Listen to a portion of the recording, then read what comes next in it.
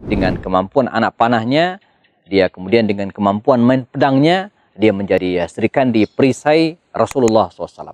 Ya, beliau bukan hanya berada di belakang, di dapur, memasak untuk pasukan perang. Dia bukan hanya yang menyiapkan obat-obatan bagi orang yang terluka, tapi dia memanggul senjata, ikut serta di medan jihad.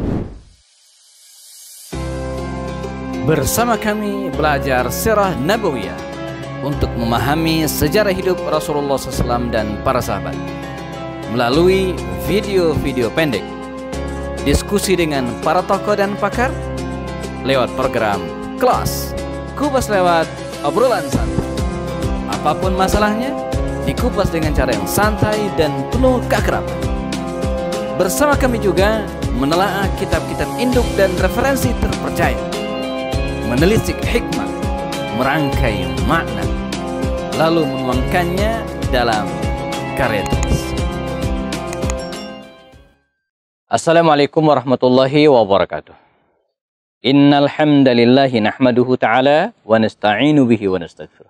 Asyhadu an la ilaha illallah, asyhadu anna Muhammadan abduhu wa rasuluhu la nabiyya ba'dah. Allahumma shalli ala hadzal nabiyil karim wa ala alihi wa sahbihi ajmain. Kita masih di program membahas wanita-wanita inspiratif dalam sejarah. Dan hari ini kita akan berkenalan dengan seorang wanita muslimah tangguh luar biasa.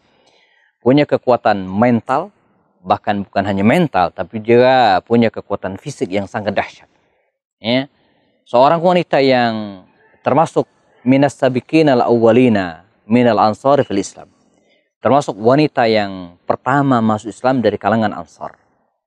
Wanita yang mendampingi Rasulullah dalam semua peristiwa besar dan kejadian-kejadian menarik dalam sejarah hidup Rasulullah SAW. Dipanggil dengan Ummu Imarah.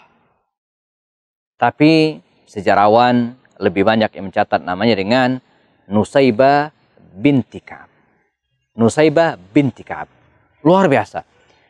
Dia termasuk wanita yang pertama kali membaiat baginda Rasul dalam peristiwa Bai'atul Aqabah Tsaniyah. Bai'at Aqabah yang kedua. Kita tahu sebelum baginda Rasul hijrah ke Madinah, sudah ada 2 atau 3 gelombang dari Ansar datang ke Rasulullah di Makkah. Gelombang pertama 6 orang, gelombang kedua 12 orang, dan gelombang ketiga 70 orang laki-laki dan 2 orang wanita. Nah, 2 orang wanita ini diantara adalah Nusaybah binti Ka'ab. Ke-72 orang ini membaiat baginda Rasul SAW selain menyatakan beriman, tidak mensekutukan Allah, tidak berzina, tidak mencuri, tidak membunuh anak-anak, dan lebih dari itu mereka juga berjanji kepada baginda Rasul untuk membela Rasulullah. Ala antamna'uni, kata Rasul, hendaklah kalian menolong saya kama tamna'una anfusakum wa ahlikum wa amwalakum, sebagaimana kalian menolong diri kalian sendiri, menolong harta, menyelamatkan keluarga kalian. Maka Nusaybah binti Ka'ab ini termasuk wanita al-mubayyi'at yang pertama kali membaiat baginda Rasul SAW, menyatakan sumpah setia kepada beliau. Teladan bagi kita bahwa menjadi as-sabiqat, menjadi orang yang pertama dalam kebaikan ini penting. Jadi setiap kali ada kebaikan, maka hendaklah kita menjadi orang yang pertama yang melakukan. Paling tidak kita termasuk orang-orang yang pertama yang melakukan. Ketika Nabi Muhammad hijrah dari Makkah ke Madinah jamaah, dan terjadilah peristiwa-peristiwa penting, perang Badar, Uhud. Nah, dalam perang Uhud inilah Nusaybah binti Ka'ab ini memberikan peran yang sangat dahsyat. Dengan kemampuan anak panahnya, dia kemudian dengan kemampuan main pedangnya, dia menjadi serikandi perisai Rasulullah SAW. Beliau bukan hanya berada di belakang, di dapur, memasak untuk pasukan perang. Dia bukan hanya yang menyiapkan obat-obatan bagi orang yang terluka, tapi dia memanggul senjata, ikut serta di medan jihad. Nah, ini juga sebagai dalil bagi kita para muslimah hari ini bahwa tidak ada larangan bagi para muslimah untuk berkecimpung di luar rumah. Jadi bukan hanya dapur, sumur, kasur. Walaupun 3 tempat ini adalah habit dan tempat mula wanita. Tapi pada prinsipnya seorang wanita tidak dilarang oleh Allah SWT terjun ke medan di luar rumah. Buktinya Nusaybah binti Ka'ab yang sedang kita bahas hari ini, dia juga terjun ke medan peperangan. Bahkan bukan hanya ngobatin orang yang terluka sebagai dokter, sebagai suster, sebagai perawat, tidak. Tapi dia betul-betul memanggul senjata. Bukan hanya pada perang Uhud, tapi juga pada serial perang yang lainnya. beliau ikut dalam perjanjian Hudaybiyah, umrah, qadha, sampai kemudian Nabi meninggal dunia. Bahkan ketika baginda Rasul SAW meninggal dunia, jamakumullah, dia kemudian tidak berhenti. Dia tidak pensiun, tapi tetap semangat, ya, ikut berjihad bersama dengan kaum muslimin pada waktu itu, walaupun dia sudah kehilangan suaminya. Ya. Dan ada kisah luar biasa, dia juga sempat kehilangan putranya, Habib bin Zaid. Ya. Suami adalah Zaid bin Asim, dia punya anak namanya Habib bin Zaid.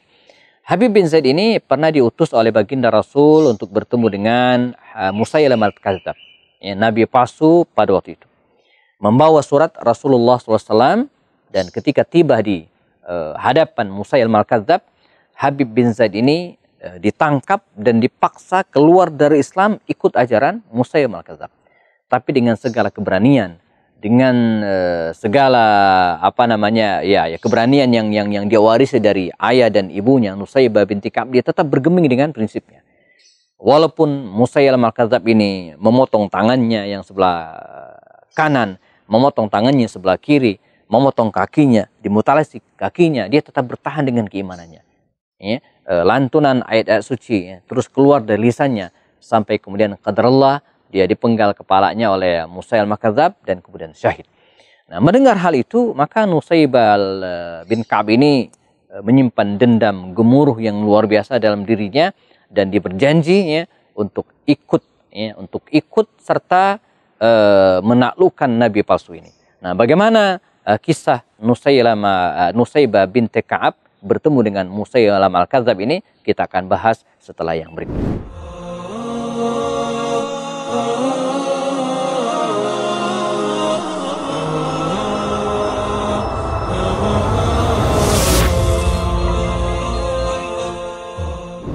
Ya, kita masih di program Wanita-Wanita Inspiratif dalam Sejarah bersama Nusaybah binti Ka'ab, Sri Kandi perisai Rasulullah SAW. Kehilangan putra kesayangan Habib bin Zaid membuat bukannya membuat mental Nusaybah binti Ka'ab ini menjadi down, menjadi terpuruk, tidak, justru menambah semangat jihadnya. Maka ketika baginda Rasul meninggal dunia dan Musailamah al-Kadzdzab semakin berani menyatakan pembangkangannya, dia bukan hanya murtad, tapi juga berniat menghancurkan kaum muslimin dengan pasukannya. Dengan segala keberanian, Sayyidina Abu Bakar Siddiq Khalifah pada waktu itu membentuk pasukan, mengirimkan beberapa tentara pasukan untuk menyelesaikan urusan dengan Musailamah al-Kadzdzab. Ali bin Abi Thalib sempat diangkat jadi panglima, Ikrimah bin Abu Jahal sempat dikirim menjadi panglima, dan terakhir muncullah, ya, tokoh yang bersejarah, Khalid bin Walid, diangkat oleh Abu Bakar Siddiq menjadi panglima untuk menghancurkan, ya, Musailamah al-Kadzdzab. Maka dengan kecanggihan Khalid bin Walid, dia berhasil memburu Musailamah al-Kadzdzab ini, terus dikejar, ya, sampai kemudian dia terjepit di sebuah benteng yang dikenal dengan Hadiqatu al-Maut, benteng kematian.